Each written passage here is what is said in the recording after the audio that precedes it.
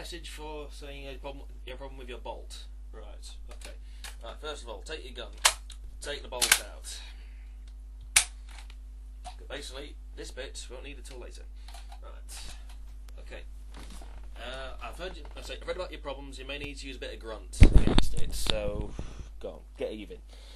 Right, once you got your bolt out, like so, take the sucker apart.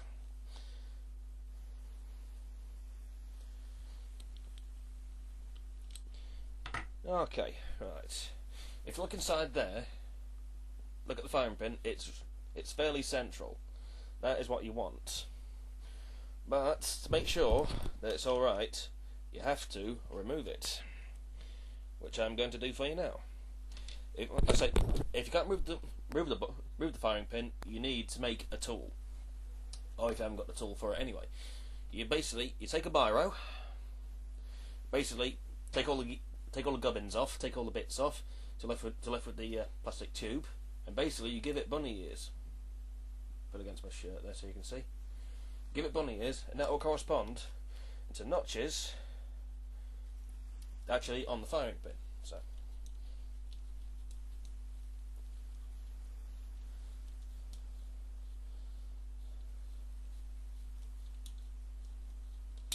there we go. Right.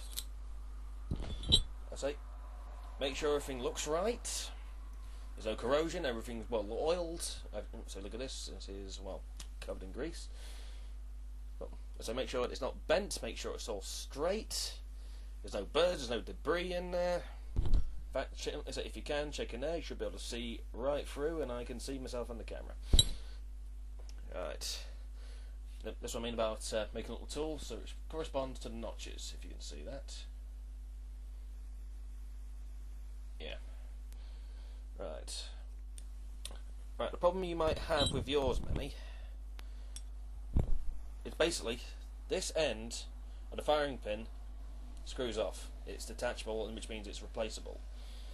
So if it's loose, it'll go all over the place, which means it'll rub on the inside of the bolt head.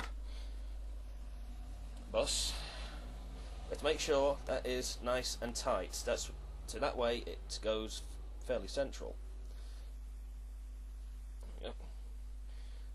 So, first of all, if it does come off in the bolt head, it isn't really going anywhere, but it does cause a few problems. And I'm going to put that together because I'm getting oil everywhere. Right, back in. First of all, while it's apart, actually, you may want to check check on the bolt head. See that little pin there? That corresponds basically to this cutout on there. Basically, all it basically does is keeps the actual cocking piece in line with the raceway, wherever it may be. Either closed or open. So clever little thing is. Right. Now the problem I had with mine, come on, bastard. So the problem I had with with this is that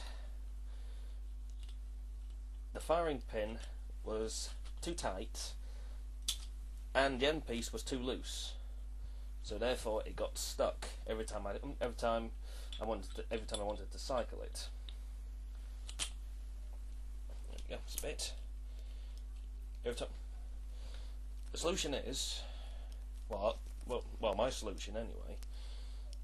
It says supposedly your bolt head and firing pin where it connects inside there. That will be the top will be flush.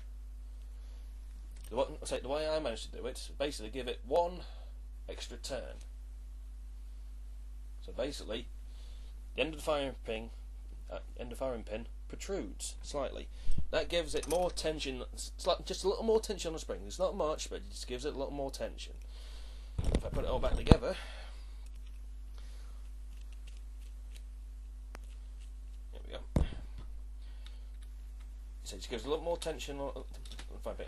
So make sure actually the firing pin is, nice and straight, nice and tight. Say once it's screwed in. I say just to make a point there.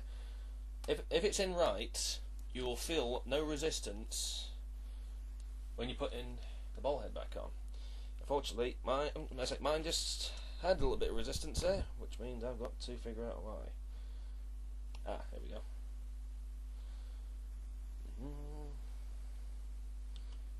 Aha.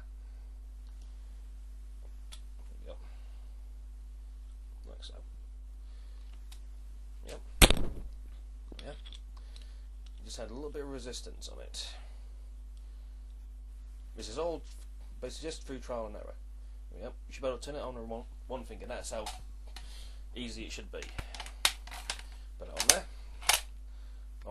And just I'll just cycle this. There we go. Right. Now, the way it should have it is, you should be able to lift the bolt with one finger.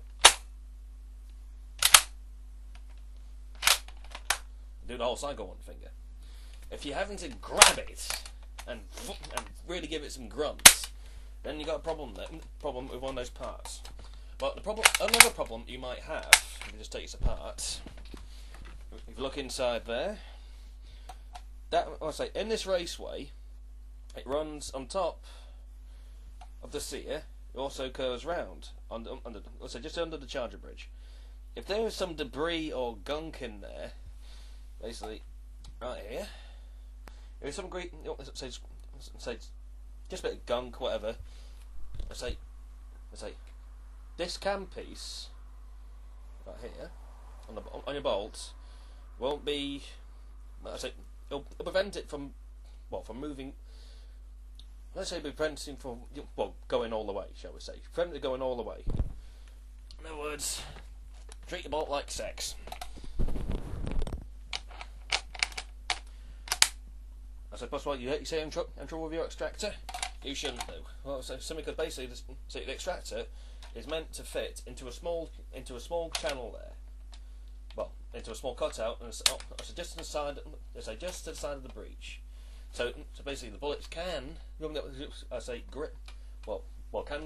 catch on the extractor without interfering with any of the mechanism or actually hitting part of the breech. That's basically it. If you want to know anything, if you want to know anything else, as far as I'm concerned, here's what you should do.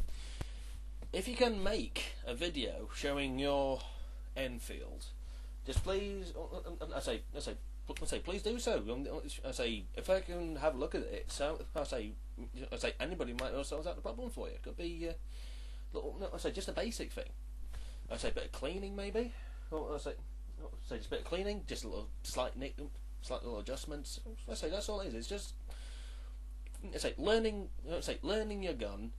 Basically, it's old US Marines Rifleman's Creed. If you learn all its parts, it becomes more part of you. If you understand the Rifleman's Creed, I just vaguely. But I can't see any real other problems that you would have with it. Simply because basically Enfields are just really, really simple. Not like this. Not like this sucker. My Czech Mauser. I have no idea how to. Just this bolt. Then again, no, it's a cock on close anyway. It's a cock on open anyway. But restoration project, very nice. Right. Okay, Manny. If that's everything you need to know for today, I do apologise. I am a bit busy. Go back down and finish off the fireplace. Right.